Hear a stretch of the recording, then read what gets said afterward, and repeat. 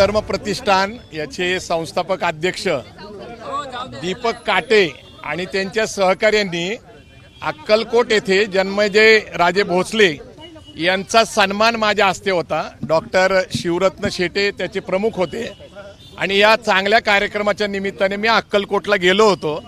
अचानकपणे शिवधर्म प्रतिष्ठान फाउंडेशनचे कार्यकर्त्यांनी माझ्यावर काळं वंगन तेल टाकलं आणि त्यांनी माझ्यावर हल्ला केला। त्यांनी मला मारण्याचा प्रयत्न केला। ही गोष्ट खरी आहे, परंतु ही जी विचारधारा आहे, ही विचारधारा तुम्हाला आठवत असेल की डॉक्टर पानसरेंचा खून झाला, डॉक्टर कलबुर्गेंचा खून झाला, डॉक्टर दाभोळकरांचा खून झाला, डॉक्टर गौरी लंकेशचा खून झाला। हा सत्ता काळ जो आहे, या सत्ता काळामध्ये पुरोगामी विचाराचे कार्यकर्ते हे असुरक्षित आहेत। कधी कधी पक्ष फोडले जातात, पक्षांनंतर मग कार्यकर्ते फोडण्याचा प्रयत्न केला जातो आणि मग त्यांच्यासारखं कुठलीही गोष्ट करता नाही आली। एक सत्य विचारसरणीने आम्ही काम करतो। आमचा विचार जो आहे हा राज्यघटनेला अभिप्रेत असलेला समता, बंधुता, न्याय आणि स्वातंत्र्याचा आहे। या देशामध्ये मानवता प्रस्थापित झाली पाहिजे, याच्यासाठी संभाजी ब्रिगेडचं काम चालू आहे आणि ते चालू राहणार आहे। परंतु दुर्दैवाने काही गैरसमज पसरवले जातात सामाजिक संघटनेबद्दल आणि मग अशा हिंदुत्ववादी विचारसरणीचे कार्यकर्ते माझ्यासारख्यावर हल्ला केला। मी याचा निषेध करणार नाही, पण एक निश्चित सांगतो की ज्यांनी पण हे घडवून आणले ही शेवटाची सुरुवात आहे, एवढं मी निश्चित सांगतो। संभाजी ब्रिगेडचा इतिहास सगळ्यांना माहीत आहे, संभाजी ब्रिगेडचं उत्तर देण्याची पद्धत माहीत आहे आणि राज्यकर्त्यांमध्ये मुख्यतः मुख्यमंत्री देवेंद्र फडणवीस हे गृहमंत्री आहेत आणि ज्यावेळेस आम्ही या कार्यक्रमाला पोहोचतो त्यावेळेस कुठल्याही प्रकारची पोलीस यंत्रणा एवढ्या महत्त्वाच्या ठिकाणी नाहीये आणि अशा वेळेस मला असं वाटतं की जाणीवपूर्वक पोलीस यंत्रणा तिथं नव्हती का, काही ठरवून षडयंत्र घडलं होतं का, माझ्या जीविताला धोका होता का, तर मी माझ्या सगळ्या कार्यकर्त्यांच्या प्रेमाने आणि माझ्यावर विश्वास ठेवणाऱ्या बहुजन समाजामुळं आज मी जिवंत आहे आणि मला आनंद वाटतो की मला या पुढच्या काळामध्ये काहीतरी चांगलं काम करायची संधी असल्यामुळंच मला ही तुमच्या सगळ्यांच्यामुळं एक नवीन जीवनाची संधी मिळाली। जय जिजाऊ, जय शिवराय।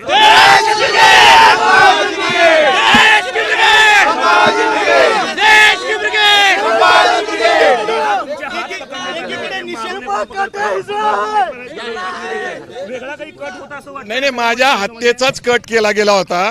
माझ्यावर तशा प्रकारचा हल्ला झालेला आहे। माझे कार्यकर्ते संभाजी ब्रिगेडचे संभाजी भोसले असतील आणि त्यांचे सगळे सहकारी यांच्यामुळे मी आज जिवंत आहे, अन्यथा माझ्यावर जीवितावर हल्ला झाला होता आणि याला पूर्णपणे सरकार जबाबदार आहे। नाही, आता कुटुंब बरोबर असलं काय, गौरी लंकेश तर स्त्रीच होती ना। तर जी विचारधाराची लढाई आहे ती संपूर्णपणे ही समता, बंधुता, न्याय, स्वातंत्र्य आणि मानवतेची लढाई आहे। या देशामधले सगळे धर्म जाती समान आहे आणि त्यांना न्याय मिळाला पाहिजे, ही आमची विचारधारा आहे।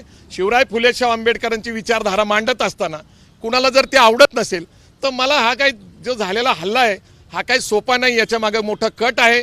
सरकारने ते उघडं करावं आणि याची संपूर्णपणे जबाबदारी गृहमंत्री आणि मुख्यमंत्र्यांवर येते असं माझं म्हणणं आहे। निश्चितच ते संभाजी ब्रिगेडच्यावर ज्यावेळेस हल्ला करतात त्यावेळेस ते विरुद्ध विचारसरणीचे आहेत, हे निश्चित आहे। ते भाजपचे कार्यकर्ते आहेत, ते शिवधर्म प्रतिष्ठानच्या नावाने काम करतात।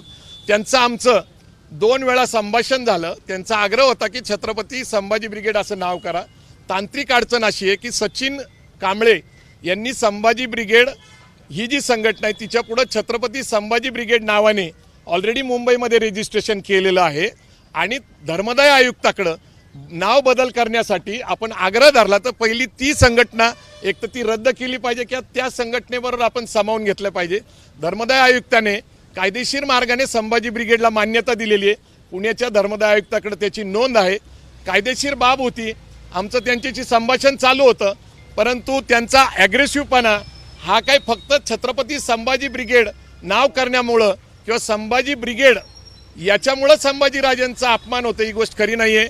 स्वराज्य रक्षक संभाजीराजे ही सिरियल काढली त्यावेळेस पण अनेक लोकांनी अशी मागणी केली की छत्रपती नाव लावा, परंतु 20 सिरियल ऑलरेडी रेजिस्टर्ड होत्या आणि ज्यांनी लेखक आणि डायरेक्टरनी ती रेजिस्टर केले होते मान्य करत नव्हते. डॉक्टर अमोल कोल्हे आणि आम्ही संभाजीराजांचा खरा इतिहास पूर्ण समाजाला दाखवला, बहुजन समाजाला या देशाने महाराष्ट्राने बघितला.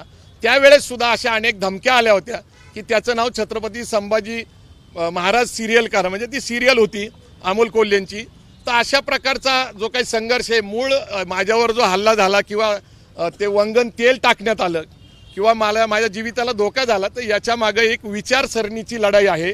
तुम्हाला माहिती आहे की महाराष्ट्रामध्ये आणि देशामध्ये कुणाची सत्ता आहे. आज अनेक गोष्टी घडत आहे, तुम्हाला अनेक प्रकारच्या घटना बघायला मिळतात. कधी ईडीच्या माध्यमातून लोकांना अडकवलं जातं, SITच्या माध्यमातून, इन्कम टॅक्सच्या माध्यमातून. मी एक फाटका सामाजिक कार्यकर्ता आहे. हा कधी मी बोलत नाही सध्या. मी अर्थकारण, उद्योजकता, व्यावसायिकता. मी काल उस्मानाबादला होतो, म्हणजे धाराशिवला, तिथं रोटरीज क्लबचा कार्यक्रम होता. तिथेही मी उद्योग व्यवसाय करावा, अर्थकारणाकडे कार्यकर्त्यांनी वळवावं, हे 2018 पासून मी काम करतोय. चांगलं अर्थकारण करावं हा आमचा उद्देश आहे. परंतु आमच्या चांगल्या उद्देशाला जर काळिंबा फासायचा असेल तर आमच्यावर हल्ले केले जातील. एकीकडे तरुण बेरोजगार आहे आणि अशा बेरोजगार तरुणांना आपण हत्यार म्हणून वापरत असाल, आज ना उद्या ज्यांनी माझ्यावर हल्ला केला त्यांना निश्चित पश्चाताप होईल. मला त्यांच्याबद्दल काही राग नाही आहे, माझा कुठला निषेध नाही आहे. पण याच्या मागं जे षडयंत्र आहे ते दोन विचारसरणीचा जो संघर्ष आहे हा मूळ चर्चेचा विषय आहे. माझ्यावर एकट्यावर हल्ला झाला असं नाही आहे. तर मी मराठा समाजाचा गेली 30 वर्ष कार्यकर्ता आहे आणि एक मराठा समाजावर हा झालेला हल्ला आहे. हा समाजावर झालेला हल्ला आहे. समाजासाठी मागील 30 वर्ष मी दिवस रात्र रक्त आटवलेलं आहे, घाम गाळलेला आहे, पण प्रबोधन केलेलं आहे आणि यातनं चांगलं घडावं आहे. पण माझ्यासारख्या चांगल्या कार्यकर्त्याला मारून काय संपवायचं आहे, तर विचार संपवायचा आहे. विचार संपत नसतो, कारण महात्मा फुले गेले, शाहू महाराज गेले, बाबासाहेब आंबेडकर गेले, विठ्ठलरामजी शिंदे गेले, सयाजीराव गायकवाड गेले, पण त्यांचा विचार अजरामर आहे. हा विचार जर कुणी दाबवण्याचा प्रयत्न करत असाल तर हा विचार दाबला जाणार नाही. मी तुम्हाला सांगतो की आजपासून हा विचार अधिक ताकदीने लोक मांडायला सुरुवात करतील, कारण आम्हाला मानवता पाहिजे, समता पाहिजे, बंधुत्व पाहिजे, न्याय पाहिजे आणि या देशाची राज्यघटना अबाधित राहिली पाहिजे. जय जिजाऊ, जय शिवराय.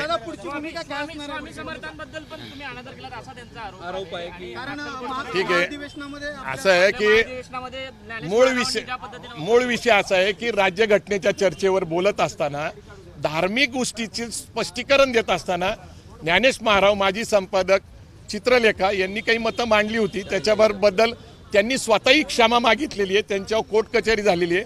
मला माहिती आहे की अक्कलकोटच्या विषयावर आमचा वाद झाला आहे, पण आदरणीय जन्मेजय राजे भोसले तिथले प्रमुख आहेत, ते राजे आहेत आणि त्यांचा सन्मान जर माझ्या हस्ते करायची इच्छा असेल तर त्यांना माहिती आहे ना घडलेल्या घटना काय आहेत. त्यांनी स्वतःहून जर बोलवलेले मला राजेंनी आणि त्यांचा सन्मान करण्याची इच्छा आहे तर राजेंच्या कार्यक्रमामध्ये जायला पाहिजे. हा आपला स्वतःचा एक सन्मान आहे, म्हणून मी तिथे गेलो होतो.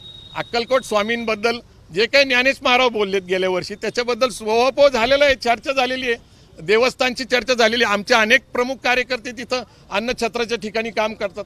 अनेक मतं वेगळी असतात, सगळ्यांची मतं म्हणजे आमची मतं आहेत, ही गोष्ट खरी नाहीये. नाही, आता भूमिका आता स्पष्ट करता येणार नाहीये. ही आता एक वैचारिक लढाई आहे आणि ही दीर्घकाळ चाललेली. संरक्षणाची मागणी करणार आहे? नाही, असं आहे की जर संरक्षणाची मागणी करायची वेळ आली तर मी पहिला संभाजी ब्रिगेडचा राजीनामा देईल. माझे कार्यकर्ते आणि मराठा समाज माझं संरक्षण करण्यास सक्षम आहे. जय जिजाऊ, जय शिवराय.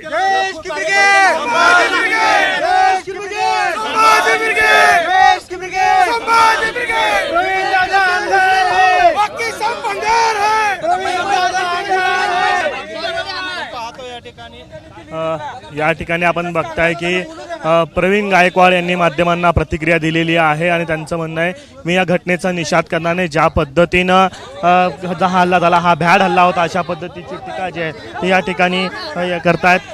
महिला कार्यकर्त्या देखील या ठिकाणी आलेल्या होत्या आणि प्रवीण गायकवाड जे आहेत यांनी डॉक्टर शिवरत्न शेटे यांच्या रुग्णालयामध्ये उपचार घेतलेले आहेत.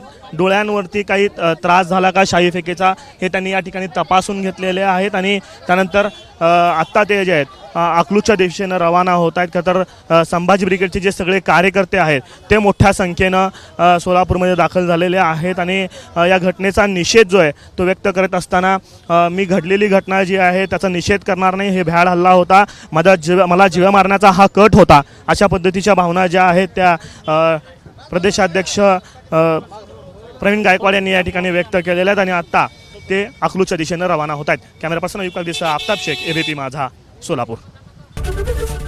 एबीपी माझा, उघडा डोळे बघा नीट.